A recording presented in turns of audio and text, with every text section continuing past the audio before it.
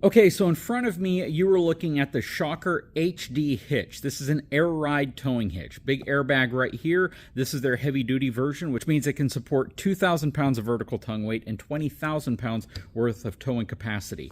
I reached out to them because nowhere on their website does it show that it's been tested or certified to SAE J684 standards, which are the standards that most hitch manufacturers like to hold themselves to. If you look at brands like Gen Y, Bulletproof, B&W, WaySafe, they are all brands that test their equipment to J684 standards, and the Shocker hitch does not have any information on their website claiming that. I really wish they would put it on there. Now, I reached out to them on their website as well as on their Instagram account. On their website, they informed me that they had not done the J684 testing, but on their Instagram response I got, it says that they have done J684 testing, and not only does it meet, but it also exceeds those standards. So I'd like some clarification on that, because that's important information for a lot of people to know. It basically means that the claims that you put about the hitch in terms of capacities are actually able to be met through 900,000 cycles in different directions. It's basically the testing standards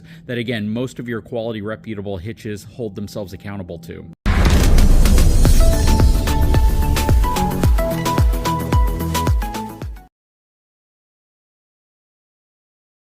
That said, I was relieved to find out that the folks did say that they not only meet but exceed those standards. So again, I highly recommend that they put that information on their website in the description section under each hitch, because it's important for a lot of folks who are trying to make an informed purchasing decision based off of those. Now, my channel sponsor eTrailer.com does carry the Shocker hitch, virtually every different configuration, as well as all the different mounts on the front, whether you need a pintle mount, whether you need a clevis mount, they carry just all of them. But like I've mentioned time and time again, I have tons of hitches from different manufacturers, pretty much all of them sent to me by my channel sponsor, eTrailer.com, because I like to give an honest and fair evaluation of products, which means I typically have to tow with it for a period of time. I have to be able to test it. You can see we have some wear and tear on the ball here. The only thing I really don't care for about this assembly is the fact that this painted finish right here does tend to come off. It would be nice if they used maybe chrome balls on here. And I know that I've seen a version of this with the dual ball setup and they were chrome, so I don't know if they discontinued that or not,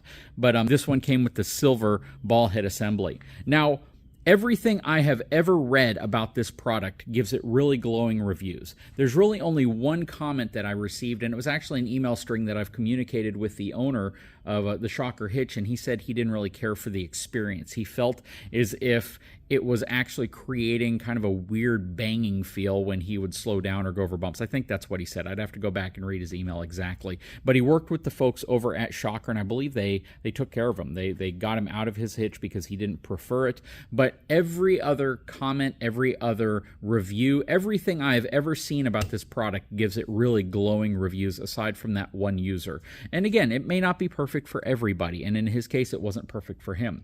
However, I just hear really good things about this product. My challenge with this setup is I'm not a huge fan of the finish. I don't mind the overall size anymore because it actually sticks off the back of the truck far less than some of the other hitches that I use.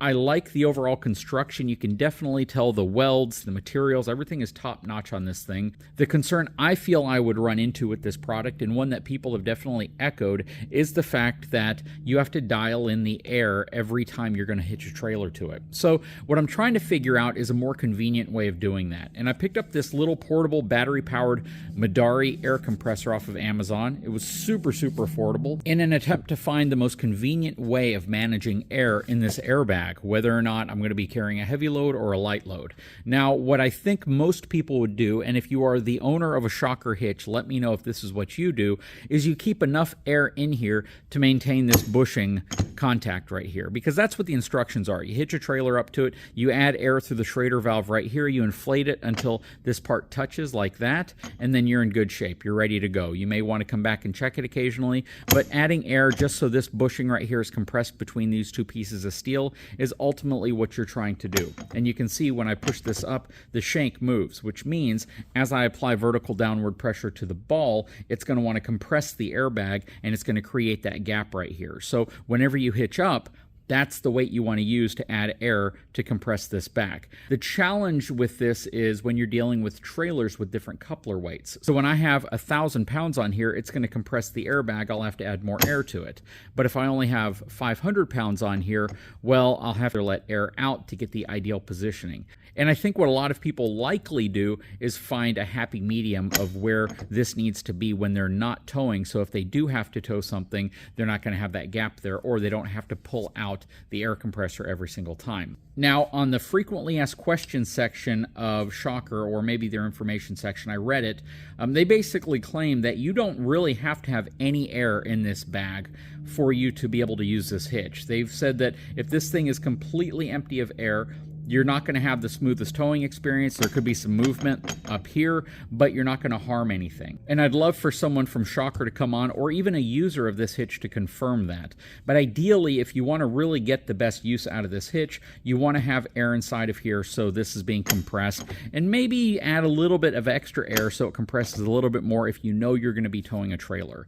For travel trailers or RVs, I really like this setup. I think it is a phenomenal setup because, again, if you're towing a trailer behind, say, my F450, the shock and vibration transferring from the really stiff suspension of my truck to that trailer is absolutely capable of resonating through the front A-frame section and into the RV of the trailer. So even if I have phenomenal suspension on the actual RV, which we've upgraded the suspension on our Surveyor, that doesn't mean that I'm not getting a lot of vibration and shock that's transferring from the coupler itself into the trailer and potentially causing problems. So having something like this, which reduces that shock and vibration at the coupler, really is just going to enhance the overall shock absorption capability of the suspension and the hitch together. So what I want to see today is I want to use this little air compressor. I'm not going to put any load on here, but I just wanted to see how effective something this small is at filling up the airbag to wherever I need it to be. And I say that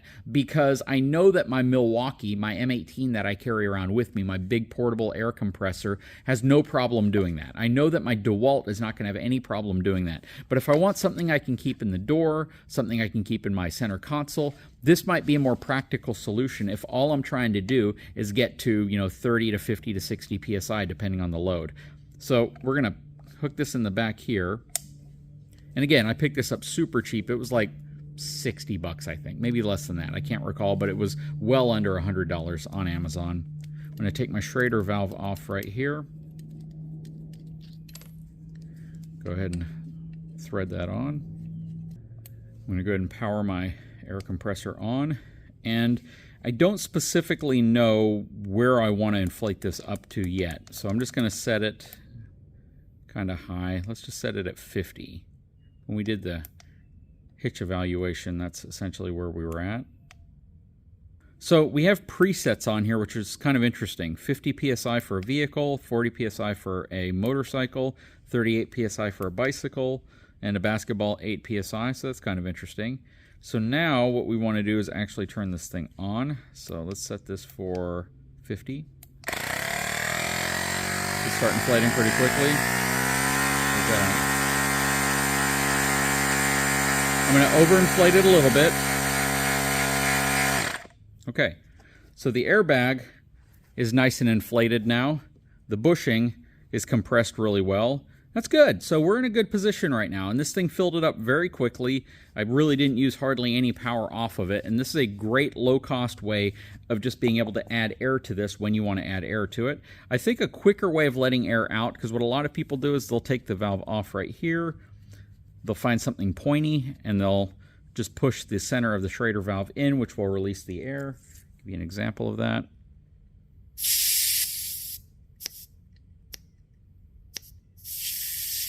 And that's going to release the air back down.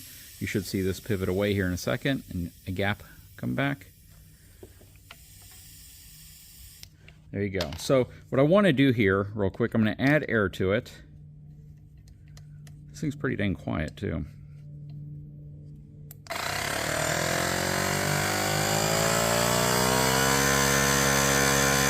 Okay, so I've added air to it. I'm going to, instead of releasing it right here, I'm going to take it off right here and see if the air just comes out. It does. So the air's draining out of the airbag. So that's really nice. That is super convenient, and it gives you a lot of flexibility if you're going to use this. So I'm going to install this on the back of my truck. Right now I have the Gen Y offset hitch back there, that beast of a hitch, and we're going to put this one on for a while instead to test it out as well. But yeah, we'll simply lock it in place right here when I want to add air.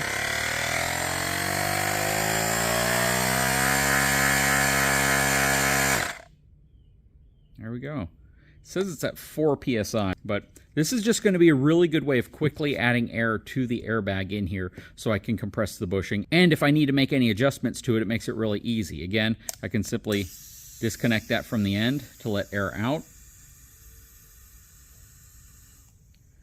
And then just reconnect it when I want to add additional air to it.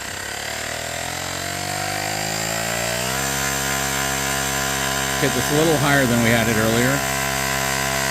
You can see that the PSI is raising right here.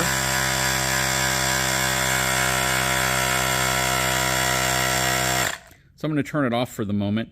And this airbag is definitely inflating. Whenever we have this hitched up with a lot of weight, it's going to want to compress this. And again, when we had this hitched up to the truck and we had roughly 2,000 pounds on the back, we needed 48 psi to get this bushing to compress. So the bushing is going to compress based off of how much weight you currently have pressing down on it. But again, if I want to let the air out, it's as easy as that. And the air comes out pretty quickly, honestly. It's not that bad. If you have a shocker hitch, this might be a really, really good solution for you to carry around, just so you can maintain the type of pressure you're looking for, fill it up when you need to fill it up, let air out when you need to let it out. It would be kind of cool to actually put a quick release Schrader valve right here, just so you have the ability of just attaching it and taking it off when you want to. But this works really well, and it threads on very conveniently. Comes with a cool little case as well. It has USB, USB-C, has a little flashlight on it as well. I guess you probably press that to turn the flashlight on. Got a couple flash features, looks like an SOS feature as well. And then again, you can charge it as well as use this as a battery pack for other things that you might need to charge. From a capacity perspective, it is 28.86 watt hours, so it's pretty dang powerful. It's a pretty good capacity, and this could come in really handy. It actually says 2 to 160 psi, so this actually has more filling capability than I thought. Don't know how effective it is on tires. That's not why I got it. That's not the purpose of it for me. But if you have a shocker hitch, or even if you just need to fill up tires, this might be worth considering. Not a sponsored video. They didn't send this to me for free. I paid for it full price off of Amazon, and just wanted to get something that I could carry around with me to be able to maintain the pressure inside of this bag when I need to.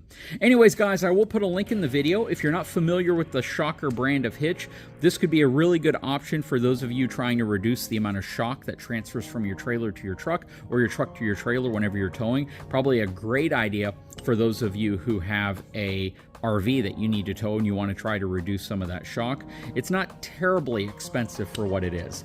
It's about $700 to $800, which is expensive, but when you consider it compared to other high-end hitches, it's just about on par with most of them. Anyways, guys, I sure hope you enjoyed this video. Link in the description to this. This is from my channel sponsor, eTrailer.com.